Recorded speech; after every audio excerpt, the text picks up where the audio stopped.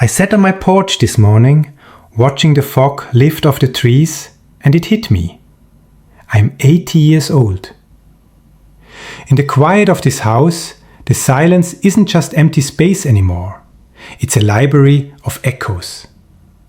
Over the last 8 decades, I've watched the world change.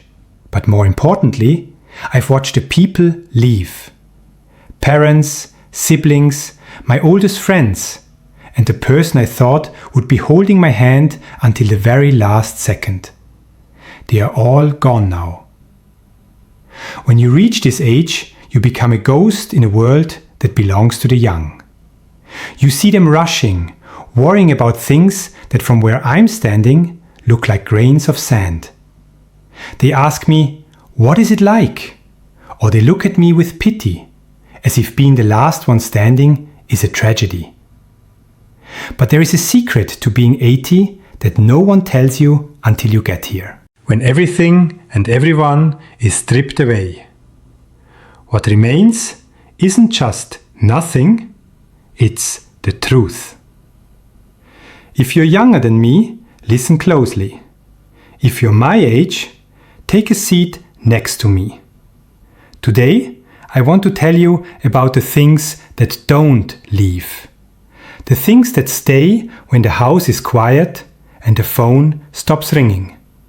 This is what remains. The first thing I learned is that we never really own anything or anyone. In my 40s and 50s, I thought my life was defined by what I had built. My career, my house, my reputation. I guarded those things like they were permanent. But at 80, I look at my hands and realize they are empty. And that is okay. I've watched the homes I lived in be sold. I've watched my professional legacy be forgotten by people who weren't even born when I retired. What remains isn't the trophy on the shelf. It's the character you forged while trying to win it. I realize that the people we love are just on loan to us. We don't own our spouses or our children. We are just stewards of their time for a little while.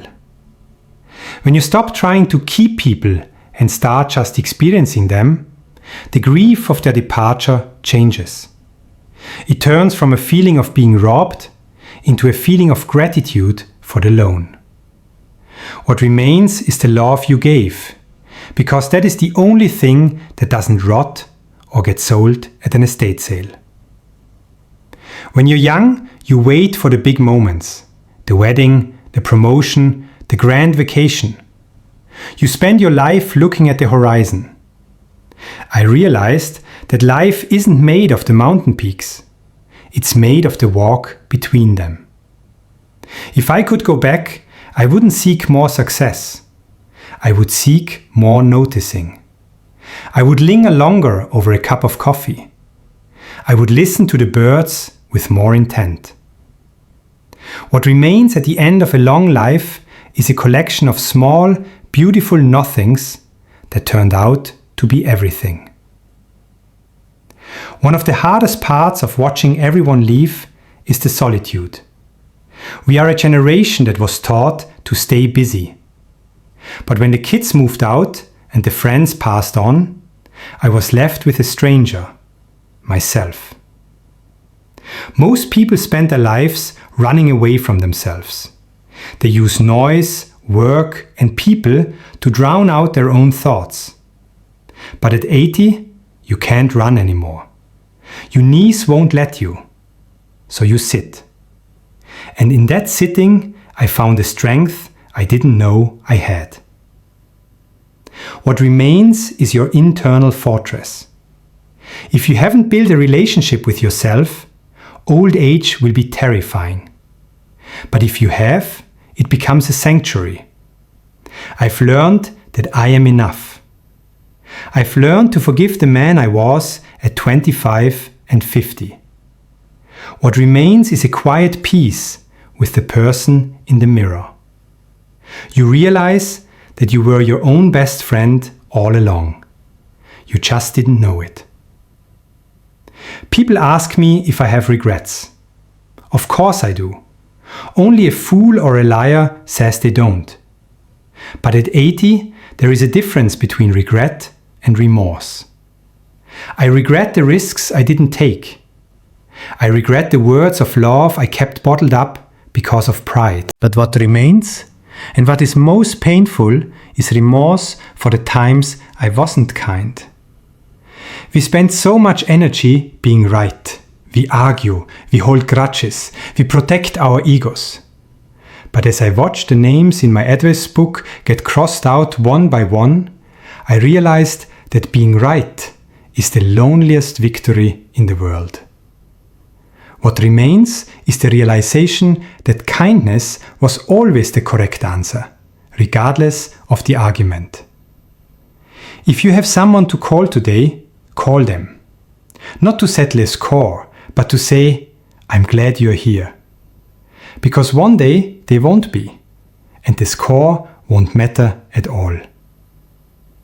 There is a strange grace in watching the world move on without you. I see the teenagers with their devices, their new slang, their frantic energy. At first, it made me feel bitter. I felt like the world was leaving me behind. But then I realized it's supposed to. What remains is the role of the witness. I am here to see the cycle continue.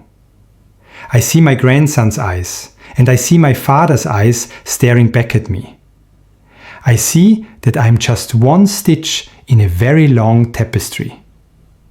My job now isn't to lead the parade, but to cheer from the sidelines. There is immense freedom in letting go of the need to be important. What remains is the joy of seeing life renew itself, knowing that a part of my story is woven into theirs. So what remains when everyone has left? Gratitude. A fierce, heart-aching gratitude for the sheer impossibility of it all. That I got to be here. That I got to love even if I lost. That I got to see 29 to 200 sunrises. I'm 80 and I'm not afraid of the dark anymore because I've realized that the light never really goes away. It just moves to the next room. If you're listening to this, don't wait until you're 80 to find what remains. Look for it now. It's in the breath you just took. It's in the person sitting across from you. It's in the quiet of your own heart. Thank you for sitting with me on this porch for a while. If this spoke to you, share it with someone you love. Subscribe to join us for more reflections on the journey of life. And please leave a comment. Tell me, what is one thing you've learned to cherish as you've grown older? I read them all. It makes the house feel a little less quiet.